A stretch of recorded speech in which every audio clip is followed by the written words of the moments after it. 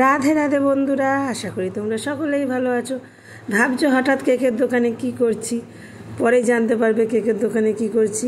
এটা আমাদের কোন্নগর এপারে মিয়া আমরের দোকান। এখানে দেখো আমরা সব বান্ধবীরা এক জায়গায় হয়েছি। বান্ধবী বলতে এখানে হচ্ছে আমার ছেলেদের স্কুল ফ্রেন্ডের সব গার্জিয়ান, মানে আমরা মারা সবাই এক জায়গায় হয়েছি।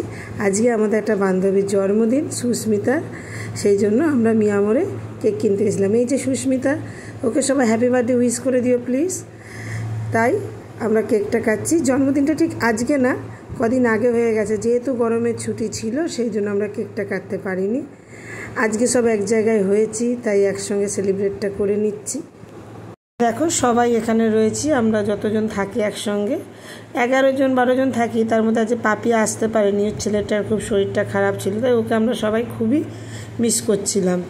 এই দেখো ও এখন কেক কাটিং করছে, সবাই মিলে হ্যাপি বার্থডে বলছি। আমি এখানে সাউন্ডটা ওই দিককার মিউট করে দিয়েছি, নাহলে আমি এখন যে ভয়েস এফেক্টটা দিচ্ছি এটা তোমরা বুঝতে পারবে না। সেই জন্য প্রচুর পরিমাণে হইচই করেছি, ও সবাইকে কেক খাইয়েছে, আমরাও ওকে খাইয়েছি।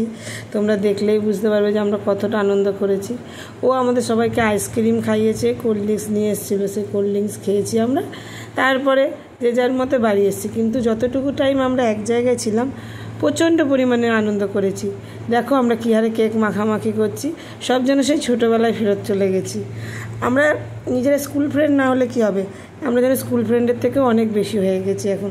একে অপরের সঙ্গে সুখ দুঃখ ভাগ করে নেওয়া, গল্প করা, সব কিছুই হয়। এই দেখো কত সেলফি টেলফি সব তুলেছি। চলো টাটা, বাই বাই।